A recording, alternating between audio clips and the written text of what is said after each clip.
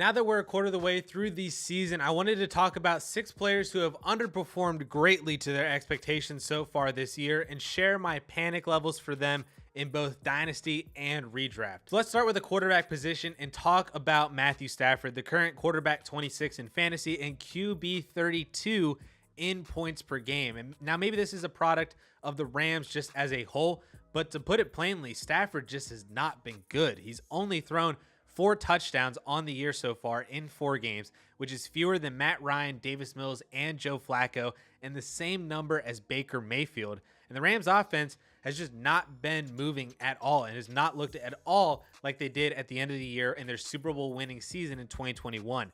Their only weapons right now are Cooper Kupp and Tyler Higbee. Allen Robinson is just running cardio out there. He doesn't stretch the field as a legitimate weapon. Akers and Darrell Henderson can't do anything on the ground because their offensive line is garbage. And the worst part about all of this is that it just might not really change over the course of the season. Now, I expect Stafford will be higher on the season than quarterback 26, and I'm sure that he's going to average more than 13 points per game than he's averaging right now to end out the season, but he's still not elite, and he's honestly not a QB1 either. He should be looked at a lot closer to guys like Derek Carr or Kirk Cousins. I would honestly probably even prefer Tua Tagovailoa still to Matt Stafford at this point based on both production and age in Dynasty. And if you're able to easily pivot from Stafford to any guys like Tua, Trevor Lawrence, Dak, Deshaun Watson even, I'd be trying to do that now before Stafford's price drops anymore. And I'd even entertain moving Stafford for like Kenny Pickett and a solid wide receiver 2-ish or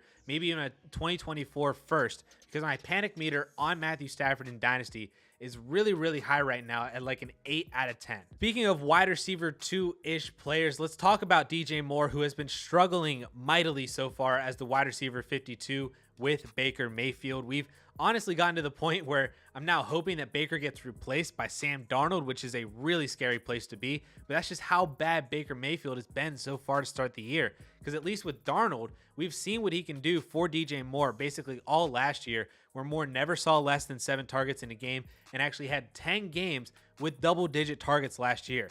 Now, sure, he still wasn't fantastic for fantasy with that volume, but he's still a top 20 receiver last year, which is significantly better than wide receiver 52 right now. Honestly, my panic meter on DJ Moore in Dynasty is actually still just a 3 out of 10 because he's still young. He's only 25 and a half years old.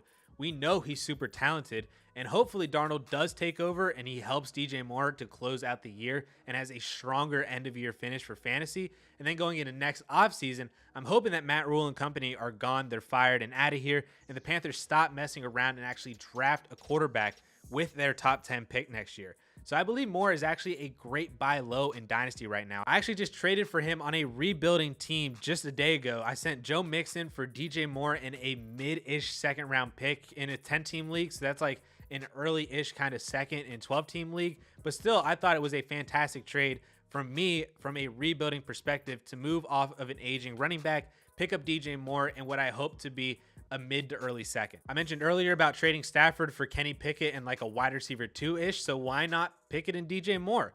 I mean, don't pay a first for DJ Moore. I actually don't think you even have to at this point, but a couple seconds and maybe a producing now piece with questionable longevity or a running back like Aaron Jones or Leonard Fournette. These are all deals that I would love to make to go out and just acquire DJ Moore right now while his price is super cheap and just ride out this really low wave that he's having before he gets back to being the DJ Moore that we know and love. Now let's stay with the wide receivers and let's talk about another Moore in the NFL, Elijah Moore, who has also had a really rough go of things and is actually just 4 spots behind DJ Moore in fantasy at wide receiver 56. And I'm just going to come out and say it, that my panic meter here is a 6 out of 10 in Dynasty. There's real fear that Elijah Moore is not the wide receiver 1A or 1B on the team that I thought he would be, because so far to start the season, Garrett Wilson is the one and only one, and Elijah Moore is the wide receiver 2. And that's, like I said, a split that I did not see coming, and I thought would be a lot more closer and even and shared than what it has been so far. I mean, he's playing the snaps, he's running the routes, he's even getting decent target numbers every week, but it just wasn't what we thought he would be after his rookie season. Now, maybe this is just like a Joe Flacco thing, and maybe he and Zach Wilson can reconnect as Wilson gets more settled into the season, but this is not the same situation as DJ Moore.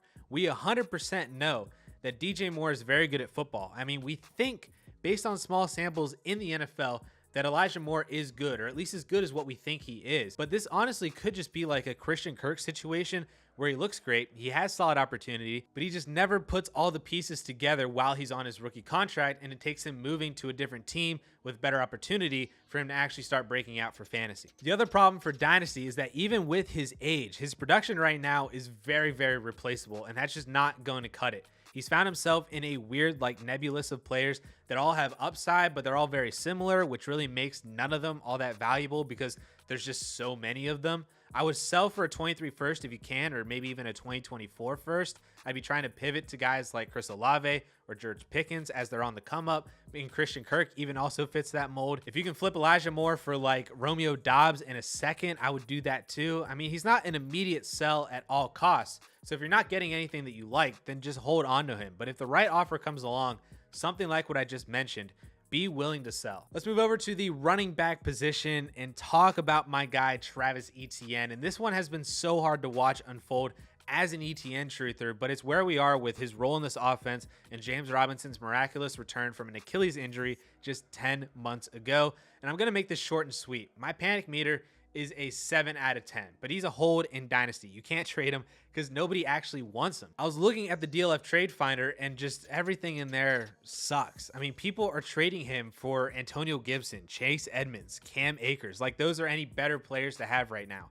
Someone honestly was able to pull a 2024 first, so that's still possible, I guess, and I would be selling Etienne for any first if you get that offer, but in reality, you're not getting that offer. I still believe in the talent. I still believe in the chemistry that he has with Trevor Lawrence. It's just a weird situation right now with James Robinson, and with the way that the Jaguars are playing on a pretty soft schedule, it's actually allowed them to be more competitive than what I thought they would be and win games, honestly, somewhat easily so far, which just isn't the game script for Travis Etienne's role in this offense. So he's a hold in Dynasty, and you're just stashing him on your bench until something changes. The other running back that I wanted to discuss is Najee Harris, the current RB25 in fantasy. And funny enough, Najee is doing almost exactly what he did last year, just without the receiving volume, which was honestly the only thing that was keeping him afloat as a fantasy RB1 last year.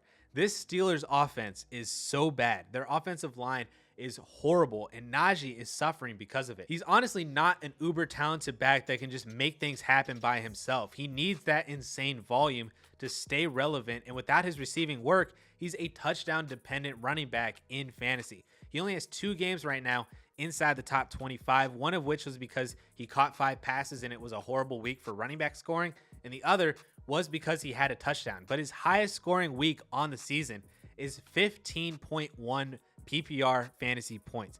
15.1. He's not an automatic start every week at the position, and that's scary for a player that was valued as highly as he was coming into the season in both Dynasty and Redraft. My panic level for him is honestly a 7 out of 10 in Dynasty, and it's an 8 or even a 9 out of 10 in Redraft because his situation, production, and the fact that he's going to be 25 in the spring already sets him up to just not be a quality asset long-term in Dynasty. And like I said, in Redraft, I don't really see this situation changing even with Kenny Pickett coming in. That would make Najee Harris be anything more than what he is right now. So that's really, really scary, and I'd be trying to get out. I still think that there's a window open in Dynasty from pivoting from Najee Harris to Breece Hall with relative ease, but that window is closing rapidly every single week. I don't think that you can pivot to like Saquon Barkley if you're competing, but if you can, I mean, I guess go for it if it's relatively easy. Otherwise, I'm looking at the wide receiver position. I'm looking at guys like Drake London, Michael Pittman, DK Metcalf, Amon-Ra St. Brown. These are all deals that I think can still get done now. Maybe you have to finesse it a little bit, but that window, like I said with Breece Hall, is closing rapidly. So don't wait and try to move Najee Harris now while he still holds some premier value in Dynasty. And then finally, what's an early season panic show without talking about Kyle Pitts? And let me just say that I warned y'all this would happen. I said that Marcus Mariota is not a quarterback that can unlock Pitts. He's not going to see the target pump that people thought he would be. And I advised y'all to test the market because his price was astronomical in the summer and it's fallen already through 4 weeks of the season. But the sad part about Kyle Pitts right now is that it's not going to get any better in 2022 because even if Mariota gets replaced, Desmond Ridder ain't it, and Arthur Smith for sure ain't it. You have to bench Kyle Pitts right now unless something crazy changes during the season.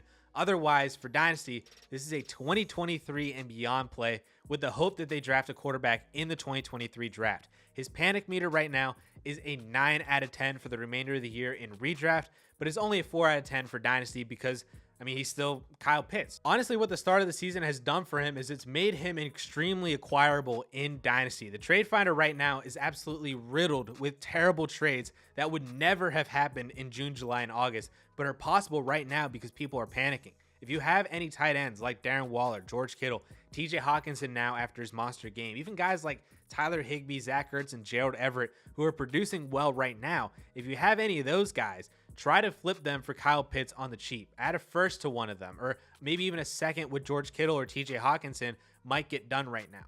Package them with like Mike Evans or Dalvin Cook or someone elite producing right now, and you might be able to pull Pitts away from the panicking manager in your Dynasty League. And I have one bonus player that I wanted to highlight in this video, but just decided that it needed its own video because there was too much to talk about quickly in this kind of format. So go watch what I'm doing right now with Javonte Williams in Dynasty right up here.